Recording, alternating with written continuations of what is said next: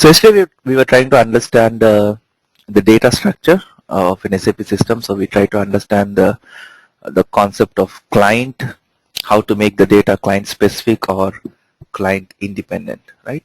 Somebody has posted in the forum asking if you remove that MANDT from the table, does it make client independent? Yes. If you don't have MANDT field in the table, then the data is client independent.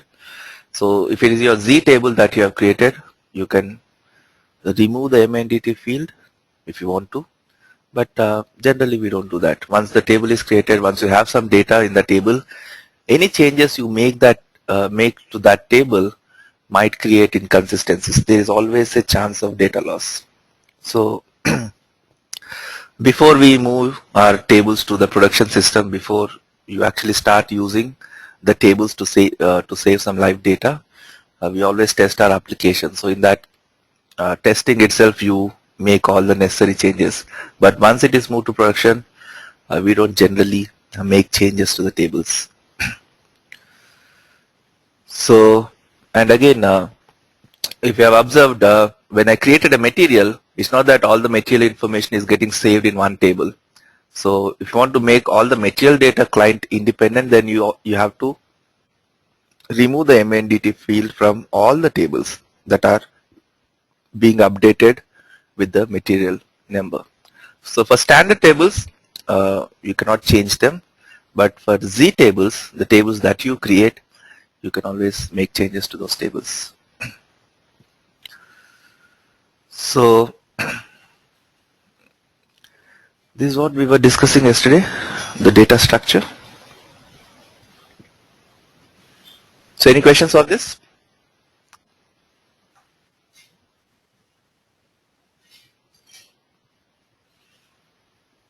So I've also explained you how to navigate in the SAP system, how to log in, how to open different applications. And we've also seen this syntax part, right? The basic syntax. ABAP syntax is pretty straightforward, pretty simple, nothing complicated.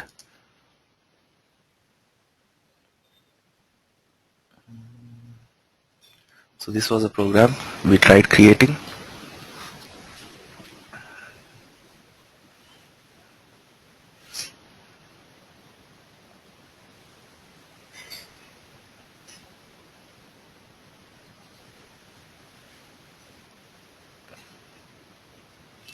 So once you're done with your program, once you write the code, we always activate the program. So any changes that you make to the program, always activate the program before executing your program.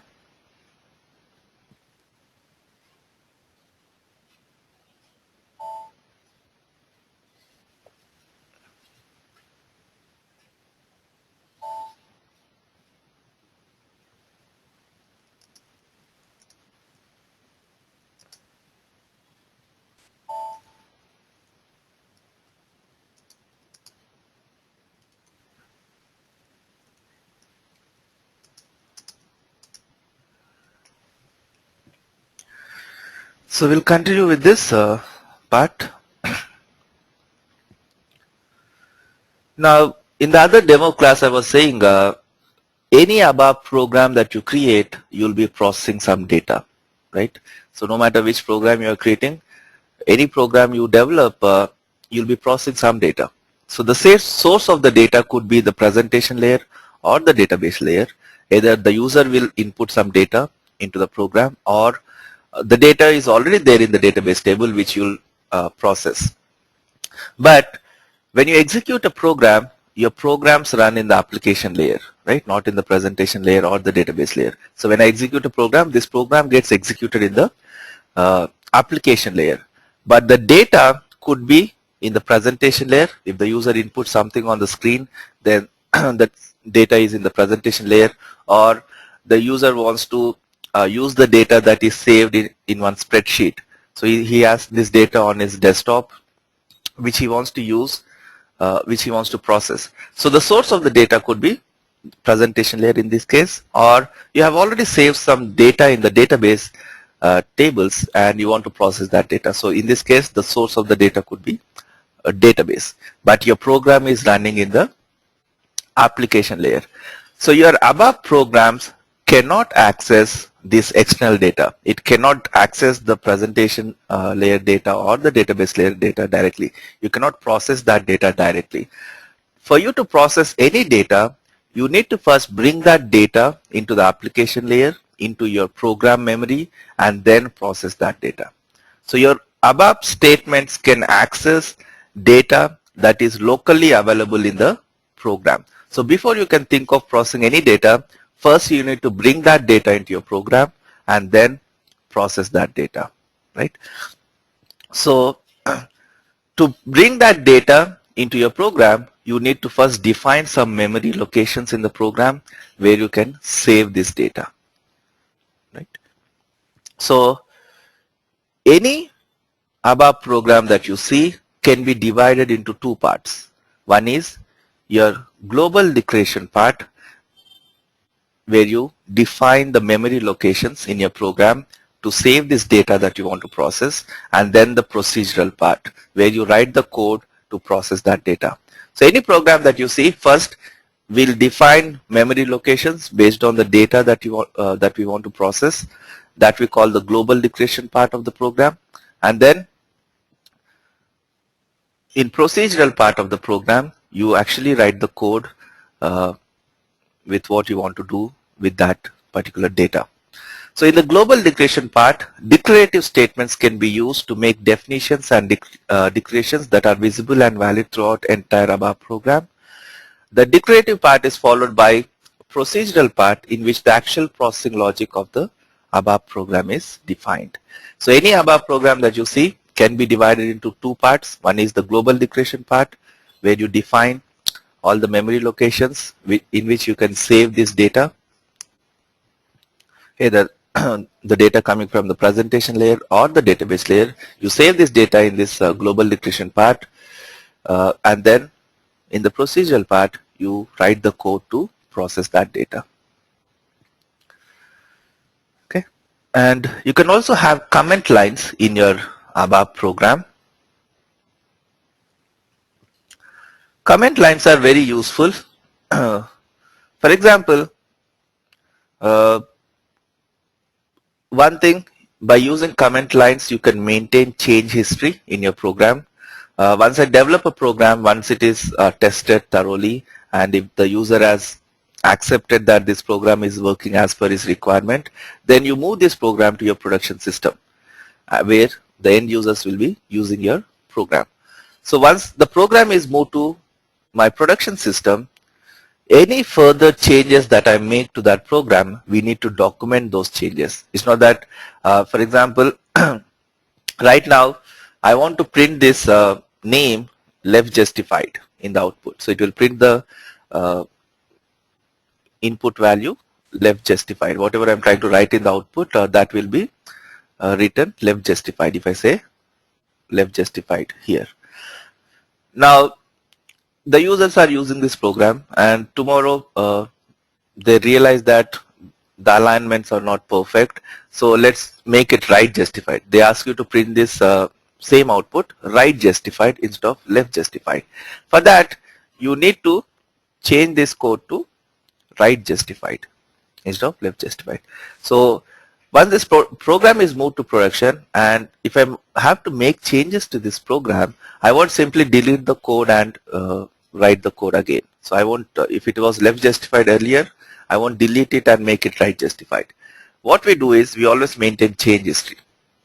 For example, we write something like begin of change by Kiran. Earlier it was left justified.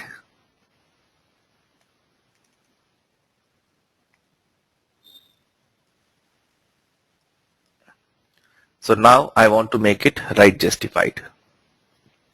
So let's say write p name right justified. Then I'll say end of change by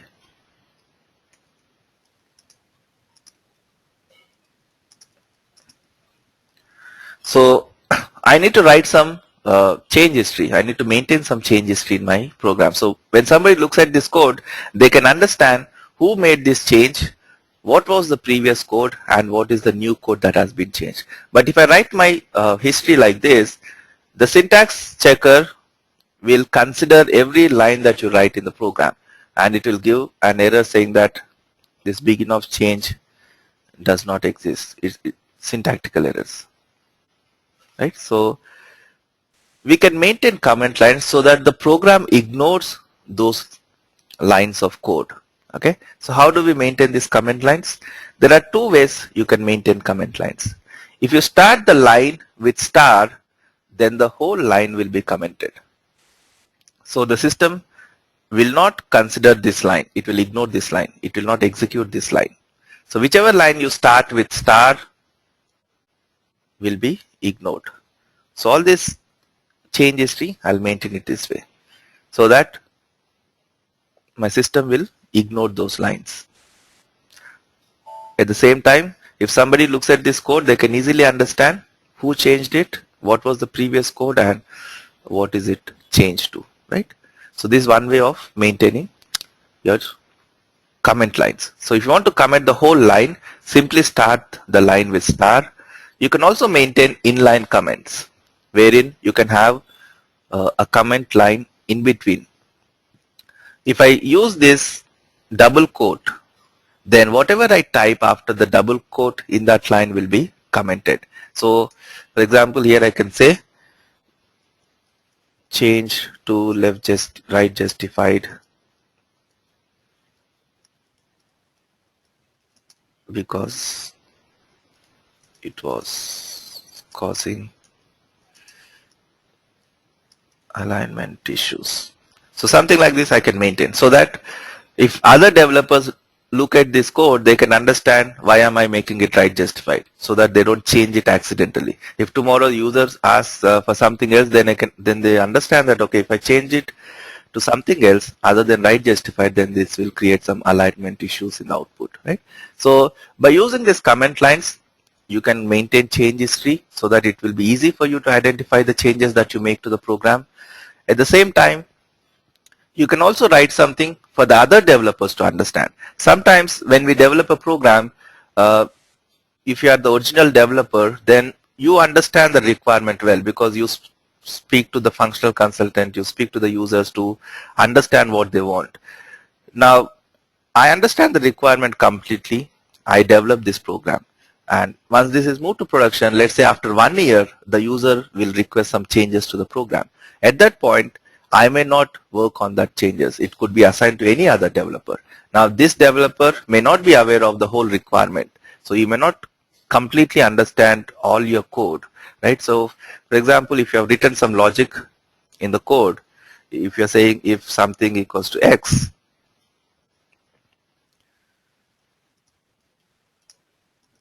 now the other developer, when he looks at this code, he may not understand what is this something you're checking for, right?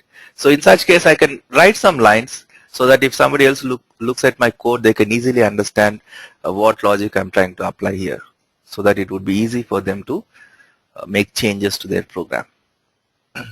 Okay, so comment lines are very useful. So wherever possible, maintain comment lines in your program. So you don't need to maintain a comment line for every single line of code that you write, but wherever you're starting a major processing, you always write a comment line about what you're trying to do in that step, and then write your code.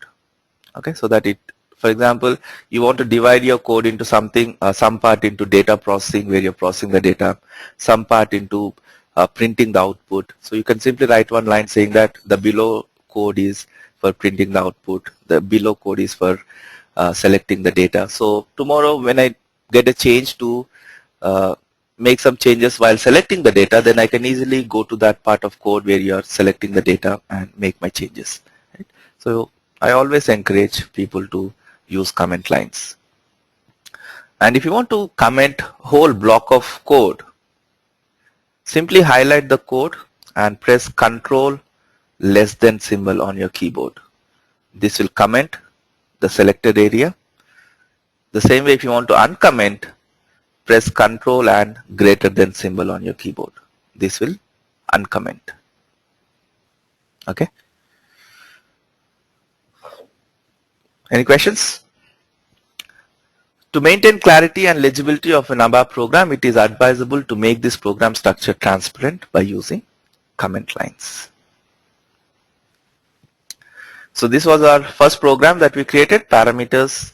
So as I said yesterday, every statement starts with a keyword and ends with a period. I'm just deleting this code.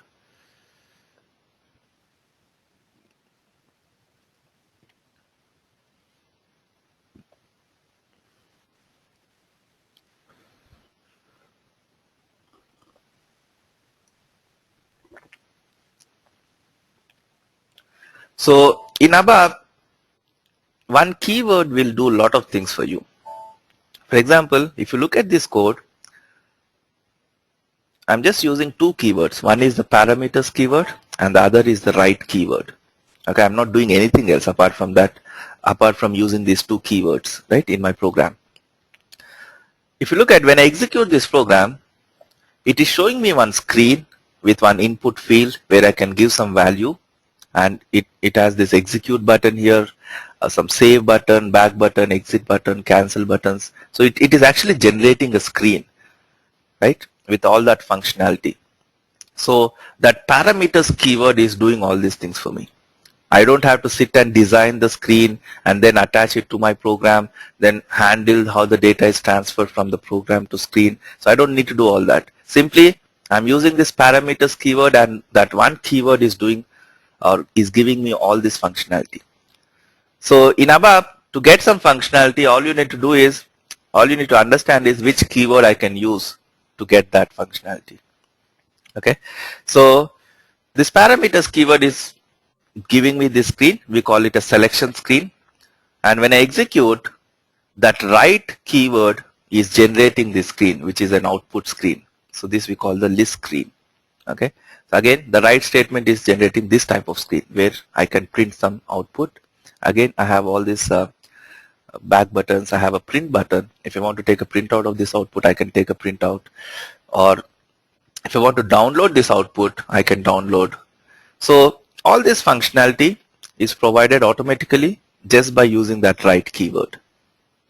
Okay, so if you can understand what are the different keywords that we can use, what functionality they provide, then your job is done. Okay, so that's why I said ABAP is pretty straightforward, pretty easy to learn, because you don't really need to put so much effort.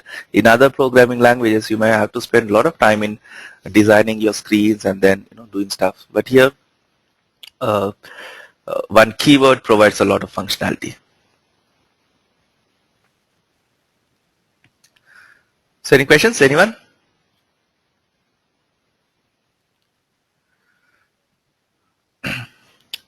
Now we'll come to this type concept.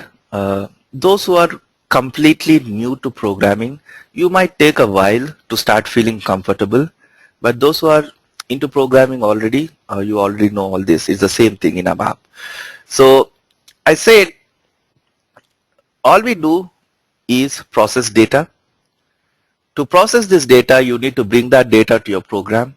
For you to bring this data to your program, you need to define a memory in your program where you can save this data, right? So how can we define this memory? And the data could be, you could process different data.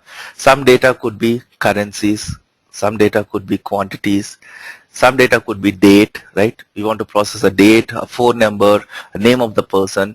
So based on the type of data you want to process, you define that type of memory in your program and then save that data in that memory, right? So that's what is type concept all about, how you can define different types of memories in your ABAP program. Prashant? Hey, so apart from parameters, do you have any other way of like doing the syntax for the selection parameters Yes, we also have something called select options. or select options? Okay, but both does the same thing or Both are different. Both generate a okay, selection screen, but how they behave is different. different? Okay. Okay. So it's important to understand this type concept because I said everything you do in ABAP is processing data, so it's very important that you understand how you can define different memory locations to process different types of data. So before I start, can you quickly raise your hand if you're completely new to programming, if this is the first time you're actually trying to learn a programming language? Let me see how many of you are pretty new to programming.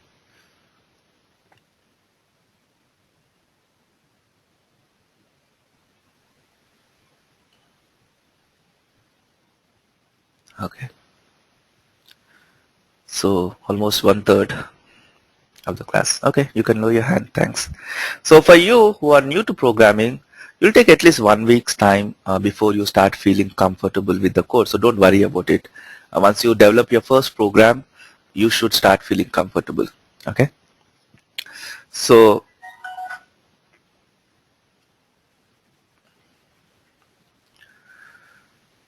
in principle, ABAP program statements work only with the data of the same program. As I said, before you can think of processing any data, you need to first bring that data into your program. External data such as user inputs on screens or data from the database must always be transported to data local to the program in order to be processed with your ABAP statements. So that's what brings us to this type concept. So we have two things, data types and data objects. Okay. Data objects are the actual physical memory locations that you create in your ABAP program where you can save some data. And data types are like templates which defines your data objects. Okay. For example, you go to a showroom to check out a new car released in the market. When you reach the showroom, the sales executive says that the car is not available for display yet, but he has a prototype of the car which looks just like the original car. So by looking at this prototype, you can understand how the actual car would look like, but you cannot use this prototype to drive from point A to point B, right? It's not a physical car, it's not the actual car. It just defines your original car, right? So here the prototype is your data type and the actual car is the data object. Okay. So if you want to define a data object in your program, we refer this data object to a data type so that it derives that definition, what type of memory it is. Okay. So for example, here if I'm saying p name, I'm defining one memory with the name p name and I say type C. So here C is the data type and p underscore name is the data object. So p underscore name is deriving the characteristics from this data type C. So it becomes a character field which can store some character values. Okay. I'll just remove this code.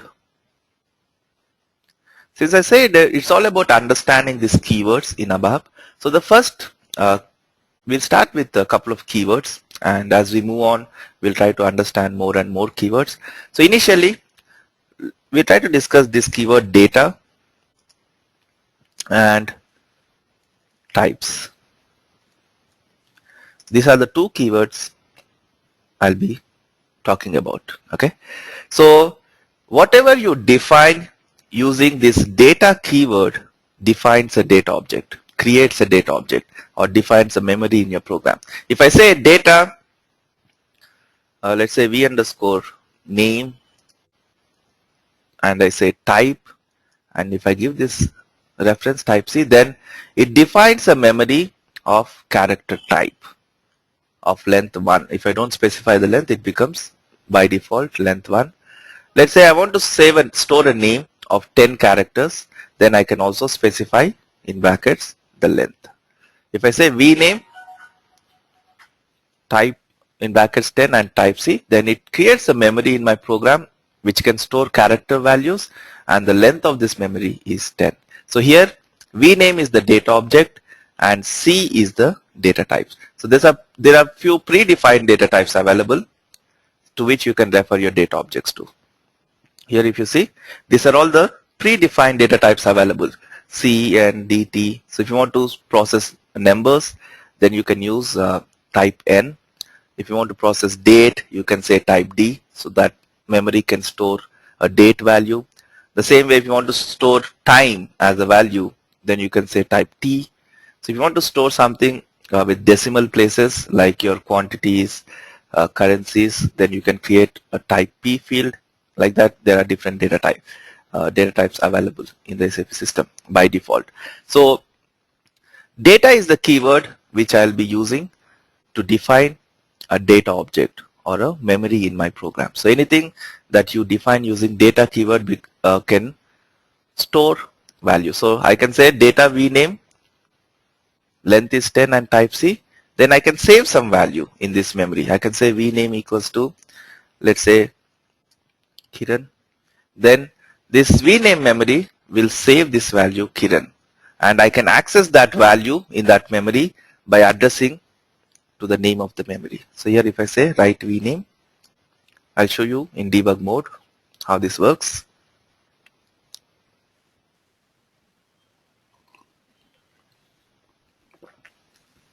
And the best part about ABAP is we have a very good debugger, so you can actually see what's happening after you execute each statement. So in other programming languages, for example PHP, you don't need to define a memory before you can use that memory. You can directly use variables without defining them. But in ABAP, you always need to define a memory or a data object before you can use that memory. So if I execute this program, here if you see, vname is empty, there's no value in vname. It is a field name, and on the right hand side you can see the field contents. When I execute this statement, vname equals to Kiran, then that value is stored in that memory, vname. And if I say write vname, then it will print whatever is there in that memory vname. So it's printing that in the output, right? So data is the keyword which you can use to define your data objects. Okay, and when you define a data object, you refer your data object to a data type. Any questions on this? Data object and data types? Surya? Kiran, I didn't see you putting a breakpoint. Did it actually come? Have you actually placed a breakpoint there? You can see, right, this breakpoint. Yes, how do we remove that? Double click. Okay. Alright. Don't worry, I'll be talking about these breakpoints and all later. Lakshmi? Yeah, can you specify the difference between numeric and that integer, that type I and type N? I'll be coming to that. It's a basic difference. I'll come to that. Okay. Give me one moment. Somebody is continuously calling me. So, where were we? So we are trying to understand these data objects and data types, right?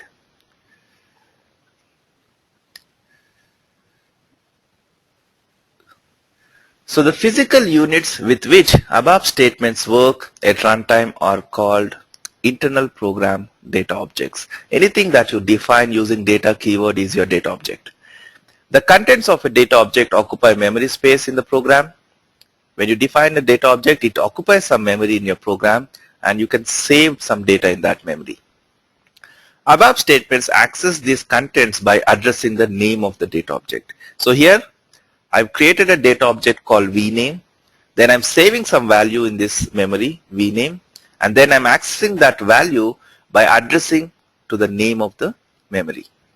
Okay, so I can access this value in this memory in different ways. I can either print this in the output, or I can check it in a logical expression. I can say if vname equals to, let's say, test, then it will check whether vname memory has the value test. If it is having the value test, it will go into the if condition, or else it will not go into the if condition.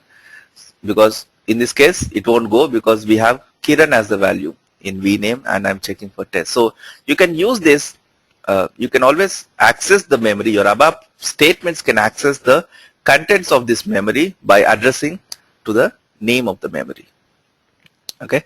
For example, I can say I can define one more data object, data v underscore first name.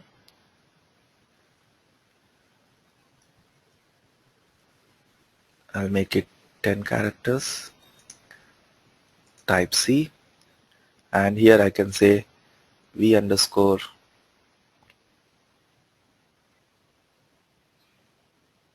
first name. I'll try to save the same value in this memory also. And here if I say if v underscore name equals to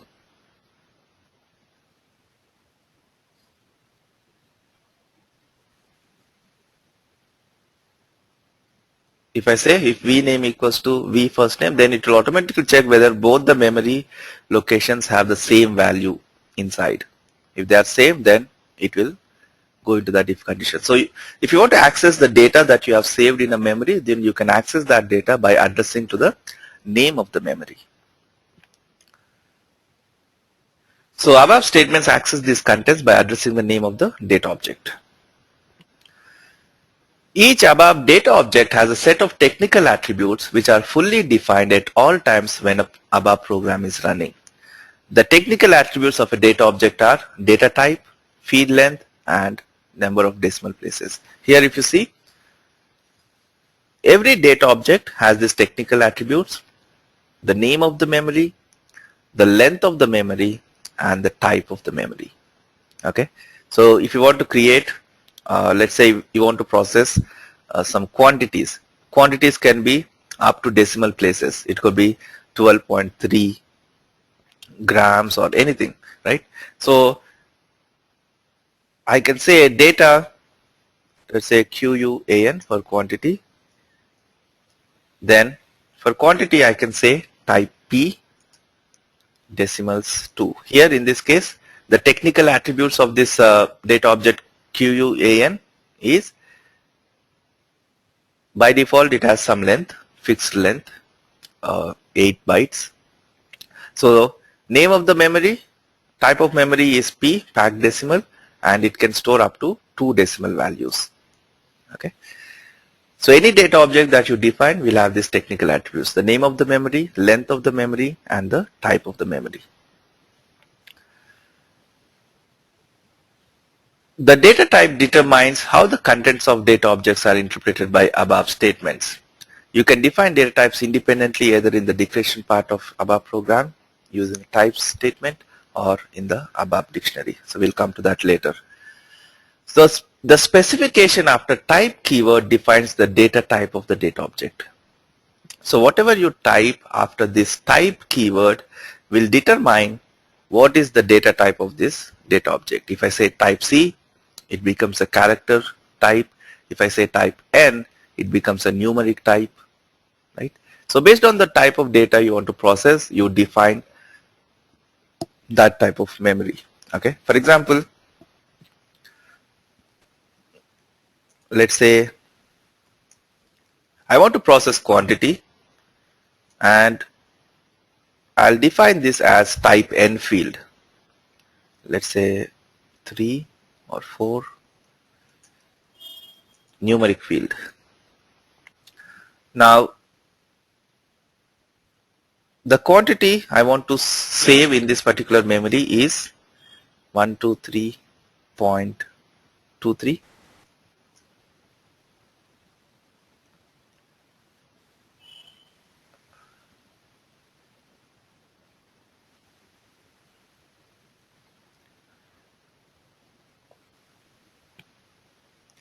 So I've created one field referring to type P, packed decimal. The other I've referred it to a numeric type, type N, and I'm trying to save some same quantity value in both the memory locations. So let's see what happens when I do this.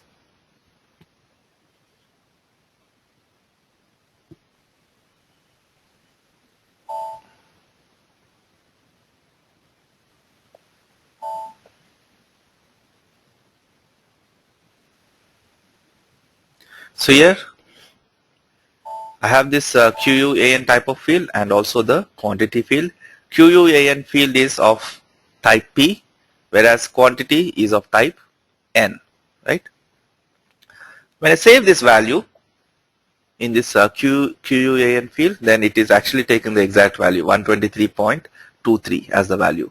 The same value, if I pass to this numeric field quantity, then it is saving this value as 2323. So it has truncated the decimal place, and since it's only 4 bytes, it has truncated one value also, right? So it has ignored. Even if I make it 5 bytes, if I make the length 5,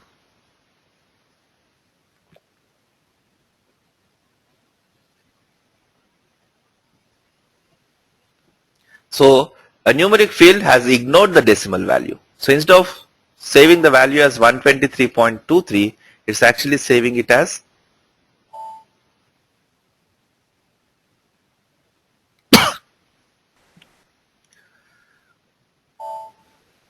if you see this in debug mode,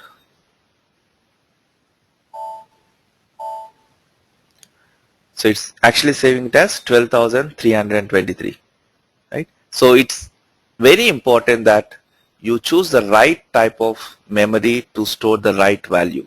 If you use incorrect data types to define your memories and process data, then you always get this inconsistent data. So instead of saving some value, you end up saving something else. So based on the type of data you're processing, always define that type of memory in your program. Otherwise, that would lead to inconsistencies. So the specification after type keyword defines the data type of the data object. The data type determines how the data is stored in the memory. So what you specify after this type is actually determining how this data is stored in the memory. If I say type P, it is storing with the decimal places. If I say type N, it is ignoring the decimal places, right? So it reflects the fact that there are various kinds of data for different purposes. Since you process different types of data, we need to define, we have these different types of data types which you can use to define your memories. So coming to these data objects and data types, data objects are the actual memory locations that you define, where you can store some values. Data types are like a template. They do not hold memory. They define the technical characteristics only. Data objects derive technical characteristics from data types and hold memory. Values cannot be assigned to data types as they do not hold memory. Values are assigned only to data objects. Okay. So anything that you define using data keyword is your data type. Now what are these, data objects.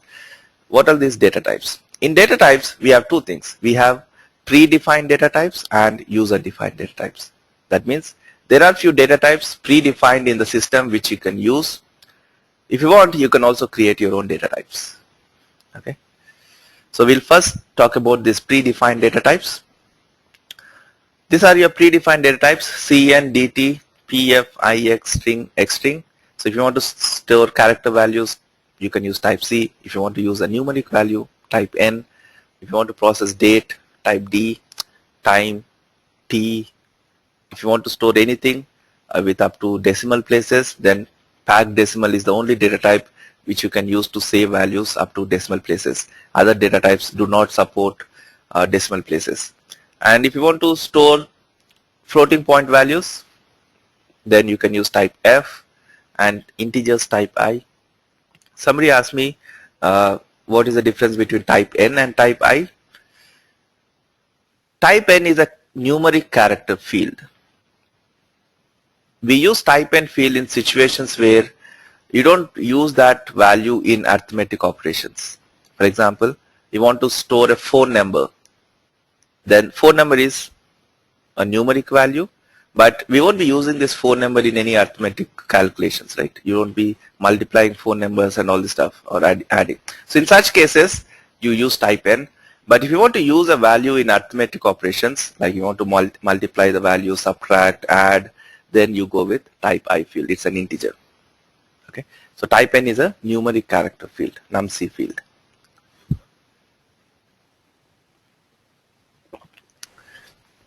So Vijita?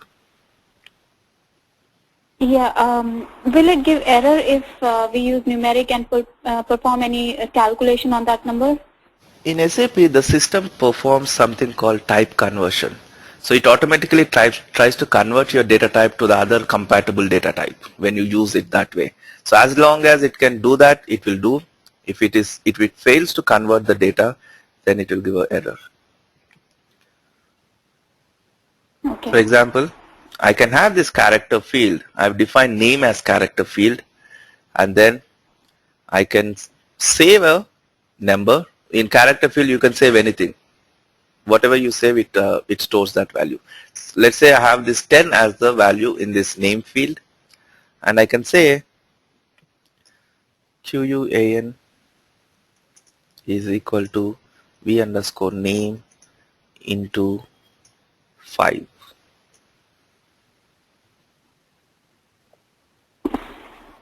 Now I'm using a character field in my arithmetic calculations.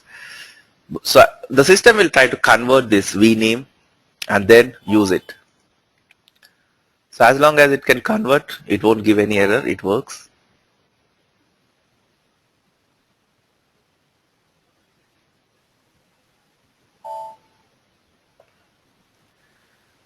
So here if you see QUAN, vname is having 10 as the value, and I'm using this, so it has become 50, right? QUAN. So it's working fine, no error.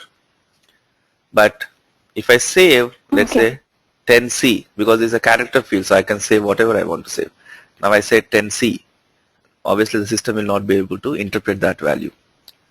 So it will give a runtime error.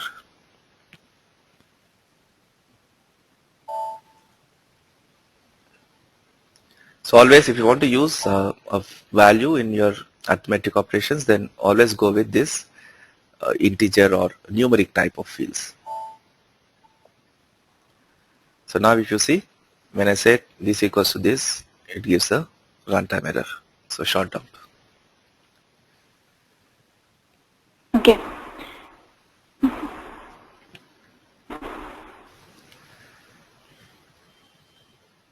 Lakshmi? Yeah, as you said that for using any decimal value we can use packed decimal, but what does this and floating point do? Floating point is for, if you want to save some value, that's x to the power of y. Okay. So those kind of values you can use. For that you can use a floating point.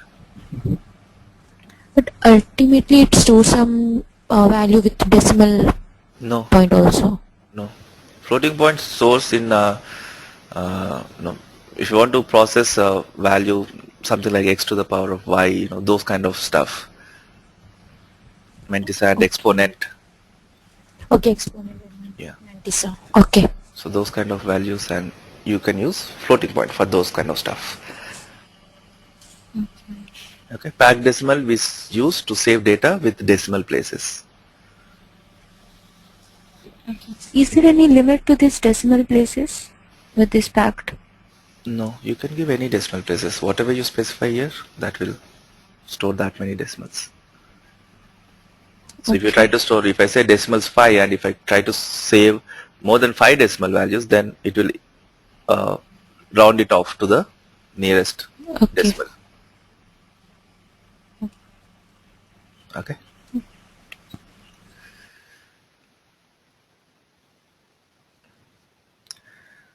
So these are your elementary data types by default available. You can refer your data objects to these elementary data types. Okay. So out of these elementary data types,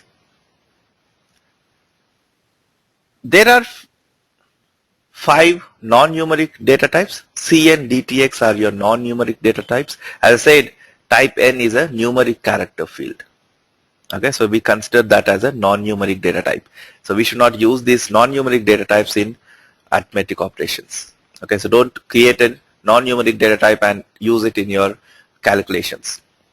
So out of this elementary data types that we have in ABAP, these are your non-numeric data types, C and DTX, and IFP are your numeric types. So you should use these numeric types only in your arithmetic operations. Okay. As I said, even if you use a non-numeric type, the system will automatically try to perform this type conversion. But you're actually making the system to do that extra job. And if it is unable to convert your data type, then it will give a runtime error. So to avoid that, always use a numeric type if you want to use it in your arithmetic operations. So C and DTX are your non-numeric types and IFP are your numeric types. Hardik?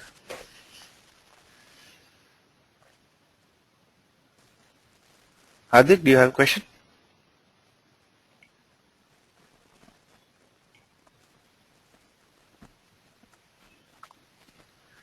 Please type your question. I'm not too sure if your microphone is working.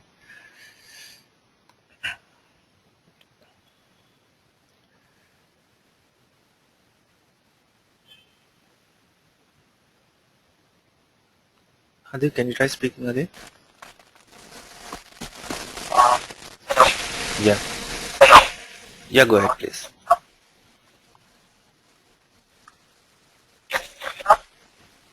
Mm-hmm. Yeah, Hardik, go ahead, please.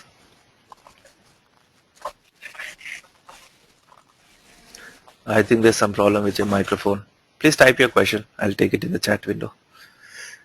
So, these were your non-numeric and numeric types, right? Out of this, again, the field length of data types DF, I and T are fixed.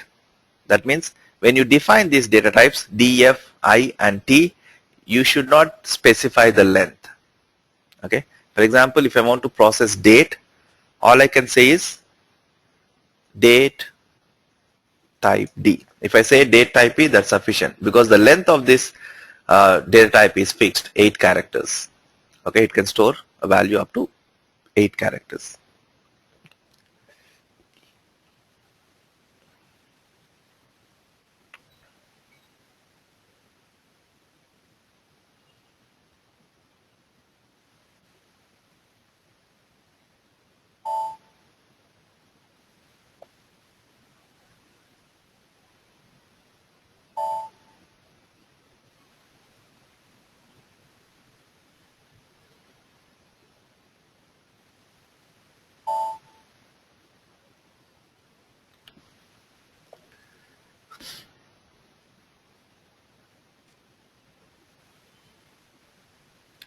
So if you see this data type date which I have defined, I did not specify the length but the system has assigned a length of 8 to this data type. So it's of type D and length is 8.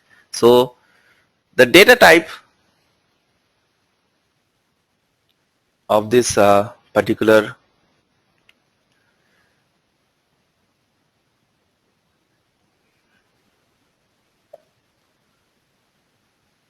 field is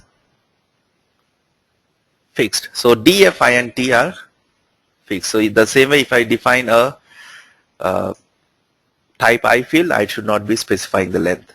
Let's say if I define int type I, then I don't need to specify the length. The length is 4 bytes by default. So there's an article actually on the data types. You can read that article to understand what is the initial length, default length of these data types. So for date it is 8, for time it is 6, for I it's 4 bytes, right? So just read that article to understand the basic, the initial lengths that are associated and what's the maximum length that can be assigned to a particular data type. Prashant? Okay, so for the data type, so what format does it store in the database? And For which one? for the date, we have specified The like internal the type format. as D. The internal format of date in SAP is YYYY MMD. Okay, so when you write the right statements for the output perspective, so we have to be like a specific format in the reports, or It depends system on, will take care of it. It depends on the user's personal settings. Based on his personal settings, it will print in that format. Okay, got you. Thanks. So whatever date format I select for my user ID here, it will print in that format. Okay. Karnakar? Hi Kiran. For the type P, so I understand decimals 5 you're saying, so it takes as decimals 5, but how many it will take on left side, like for suppose if its Minimum- value is like Minimum is 8. Let's see that. minimum is 8. If you don't specify the length, the default length it takes is 8. Oh, if it is more than that, You can then specify it the will not length. take, right? It can specify the length. Okay. there. Oh, then we need to tell If I two say- things for P. If I say vname type C, if I don't specify the length, by default it is 1 character. Okay. Same way for type for- N also 1 character. For type P, the minimum length that it takes is 8. Okay. So if you want to do more, then we need to define length. I can say here if you see the length is 8 Okay. by default Okay. because I didn't specify. If I want 10, then I can say QUAN in brackets 10. 10. Okay. Then it will take 10 Okay. as a length. Okay. Thank you.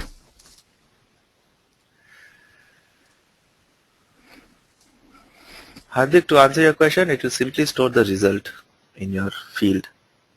So again, if it is able to convert the value, it will convert and store it. Otherwise, it will give a runtime error. Just try it out, create a program, try using the different data types, try doing different things with these data types, create a character field, try to store a number in that, create a numeric field, try to store a character in that and see what happens. Okay. For example, this is a quantity is a numeric field, and in this if I try to save a character,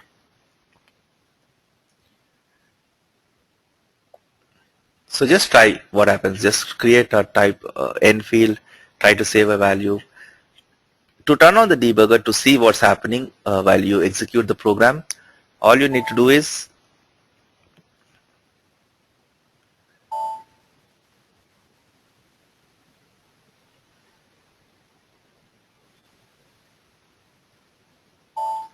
keep your cursor on the line where you want to stop and then click on this stop button on the top. So this will set a breakpoint. Okay. Once the breakpoint is set, execute your program by clicking on this button or press F8 on your keyboard. So it will show you this debug screen. You can click on this button on the top or press F5. It will execute every statement. Okay. Now, if you want to see the contents of this particular field, simply type that field. If I say QUAN, type it here and hit enter, it will show the contents of that field. Okay. Or you can double click on the field name also to copy the field. So if I double click, that will be copied. Now I can press F5. So quantity is a numeric field and I'm trying to save a character value in that field. What happens in that case? The system will ignore it. So it simply ignored that value. It did not save that value in the memory. Right? So just create different types of memory, try storing different values and see how they behave. That's the best way to remember.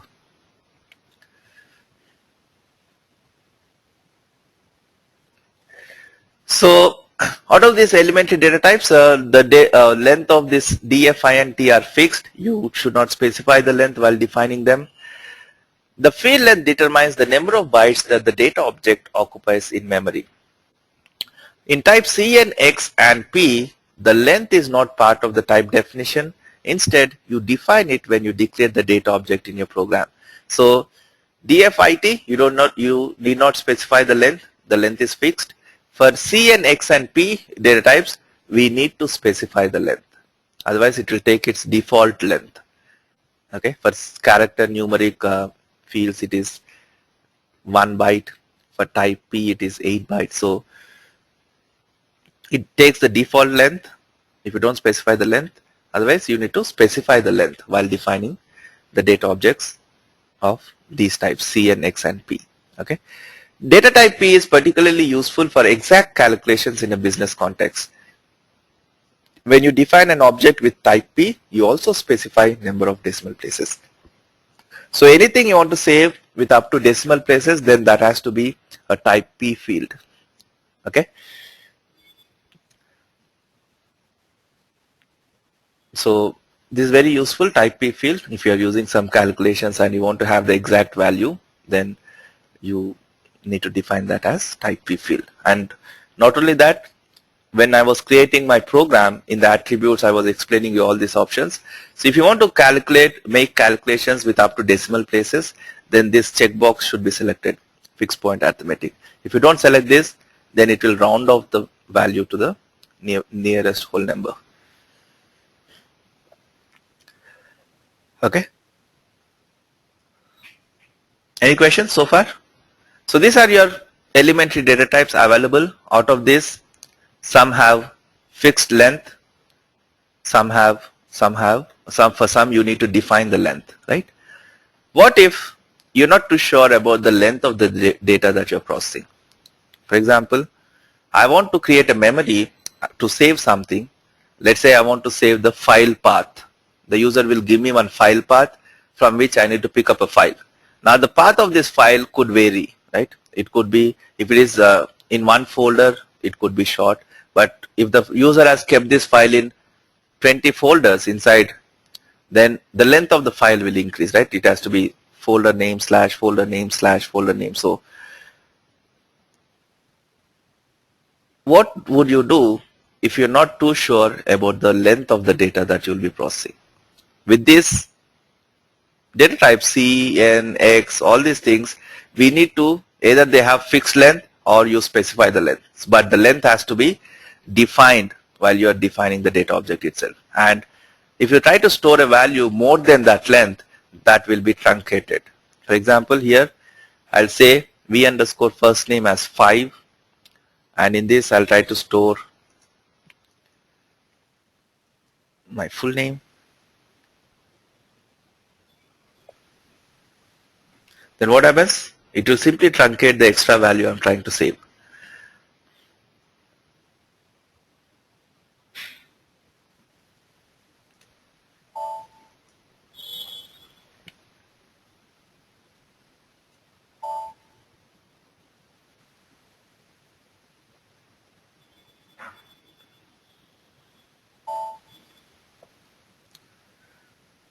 Here if you see, v full name is of length 5. It's a character field of length 5.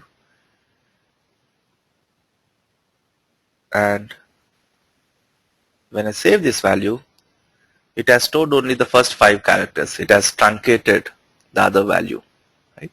So when you process data, you need to always give the right length. Otherwise, it will truncate the extra value that you try to save in that memory. So what you will do if you're not too sure about the length of the data you're processing? In that case, you can define the memory as type string. If I say v first name type string, then the string is of dynamic length.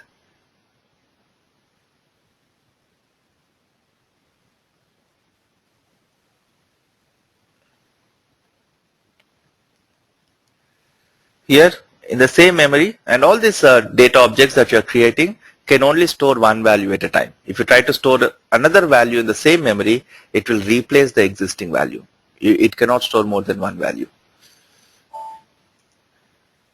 So I've defined this name as type string, and in the first case I'm storing Kiran Bandari as the name, and in the second case I'm storing just Kiran as the name. So let's see what happens. v underscore first name. Right now the length is 0. The system did not assign any length to this memory at this point. When I press F5 to save this value, Kiran Bandari, then it automatically takes length 13. So it automatically takes the length of the value that you save. So the length is dynamic. So Now in the next case, I'm trying to save a value which is of 5 characters. So it takes that length. So the length of this type string field is dynamic. So in situations where you're not too sure about the data or the length of the data that you'll be processing, then or length of the value that you want to store, then you can define a memory of type string and it will automatically take the length based on the value you store in that memory. Ravi? Yeah, here, suppose I mentioned length is suppose 100 Mm-hmm. and my string is suppose the value is coming around. Ravi, your voice is not clear. Can you speak or can you repeat your question again? Let's say my value is defined here as value length is defined, let's say 50, and my string value is coming around 10, 20. So in that case, what about the memory allocation? So memory allocated only 50, or at the time of the string, the value of the string. Only type string field takes the length is dynamic. For others, it's fixed. For example, I'll answer your question. For example, if I define this type n field as 5 digits, and if I try to store only 2 bytes, 2 characters, for example. The same way, if I define this vname as type C and try to store, so here vname length is 10, I'm storing a value of 5 characters. Quantity I've defined length as 5 and I'm storing only 2 characters. So based on the data type, the system will fill the remaining memory either with zeros or spaces. For numeric field, it is filled with zeros, with leading zeros, and for character field, it's filled with trailing spaces. So the length will be, the unoccupied space will be filled with either spaces or zeros, depending on the type of field. So if you see this in debug mode, quantity, it's filled with zeros initially, character is filled with spaces. When assigned 23, the unused part is still having zeros. In this case, it will have trailing spaces after the value. So based on the type of field, it would either be filled with zeros or spaces, unoccupied space. Only the string field is dynamic. Did that answer your question, Ravi? So, yeah, so whenever we think that the data length is not sure of what our value will be, so we need to mention type string. That's a good programming policy. In situations where you're not too sure about the length, then you can go with type string. Okay. Okay. So any questions, anyone, on this data types, elementary data types? Adnan? Yeah. Hello. Yeah. Hello. Yeah, go ahead, please. Hello. Yes. If I have to define many variables, can I do it in a single line? Yes. If What you are the delimiter? if you want to do it in a single line, you can simply write all the code in a single line, okay, like this. Or if all the statements are starting with the same keyword, here if you see from line number 11 to 16, all the statements I'm starting with the same keyword, right, data. In such case, I can use this colon as the chain operator. If I say data colon, then I can separate each statement by a comma. I don't need to repeat this data. System will assume that all these statements are starting with the same keyword. I mean that if I have many variable with the type string, for example, we have v first name, right? I have one more name, one more variable with say. You need to. Name. You cannot say v1, v2, v3, v4 type string. You need to say v1 type string, v2 type string, v3 type string. So meaning that I have to repeat everything. Yeah. Okay. The But second second question is for type integer or anything. Do we need to still use the single quotes? no, if it is a numeric value, you don't need to use. I can say 23 also. Directly there, right? Okay. Okay, thanks.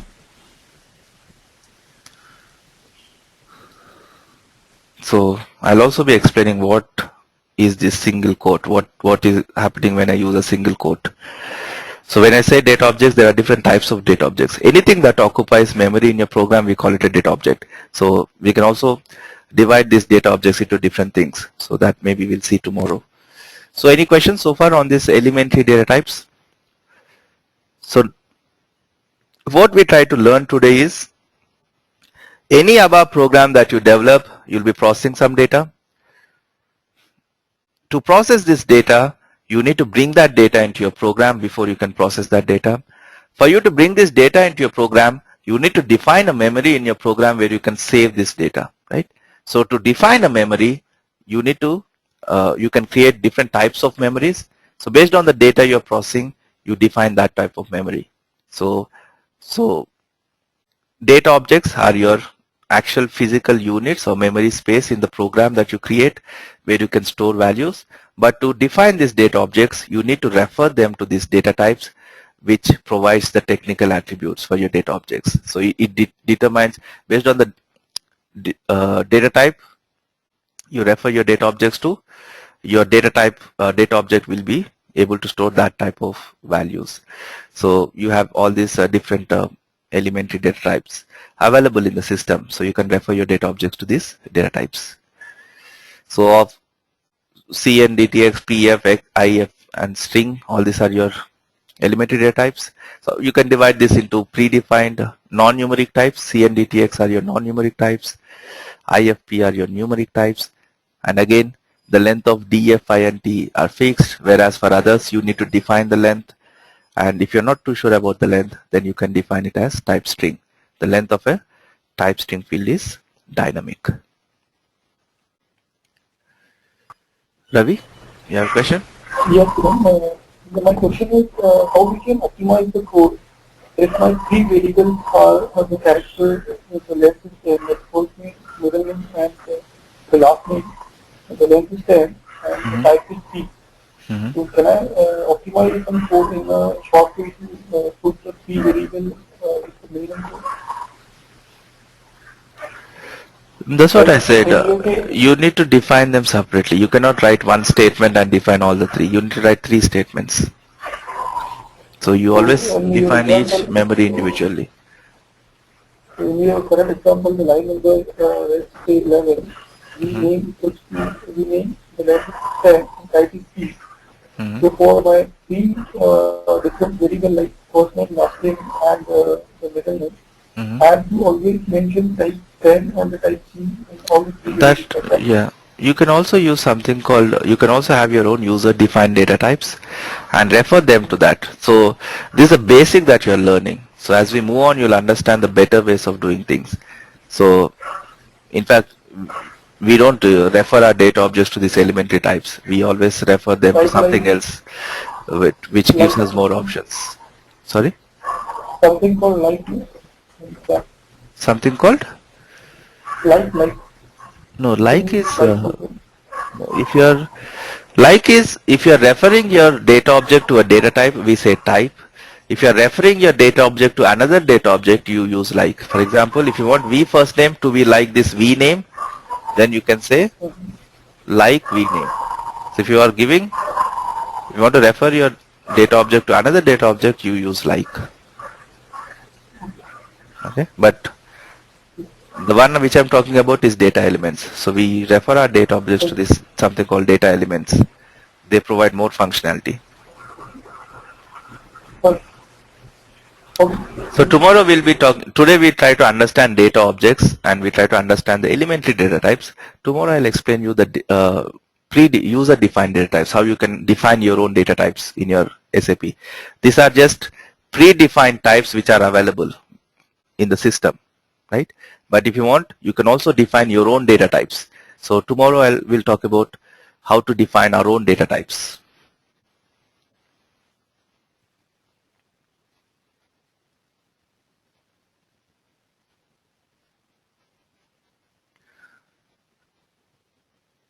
If you want a date time field, date is separate field, time is separate field, Hardik. You cannot have one field where you can store date and time. In such case, go with a character field of that length and move both values into that field. But date, if you want to have a date, you say type D. For time, you can use type T.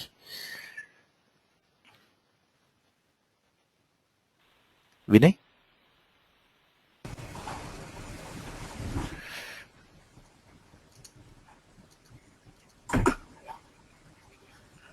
Vinay, do you have a question? Yeah, Kiran, actually my question is different from what we discussed. If I write a program outside this environment, you know, in say in different environment, could I just import it in this What do you system? mean by different environment?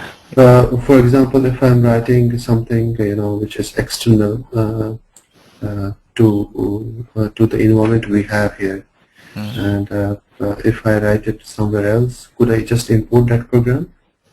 That's in our what is system? that somewhere else you're talking about? Somewhere else, like Another SAP system? Yes, yes. So you have this program in one SAP system and you want to move it to another SAP system. Yes, yes. We have something called transport management. If both systems are connected, then you can transport the objects from one system to other system. That's what we do. We Okay. develop in development system, but you move this program from development to quality. So we transport it to other systems. Okay, so it I cannot just import it in the system. So suppose if I save the program in a text file. Yeah, you can copy paste the code always. You can copy the code from that program to this. But some programs are not just about the code. I also design some screens for the programs. I maintain a lot of things. So all those things should be copied. Okay. Okay. Thanks.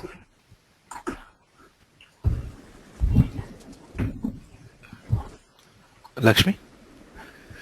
Yeah, can you please explain me what this hexadecimal string is? Hexadecimal values, same like string. X is for to store hexadecimal values. But if you're not too sure about the length, X string is dynamic.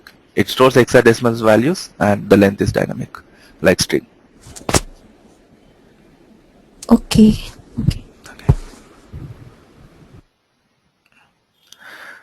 So any questions, anyone?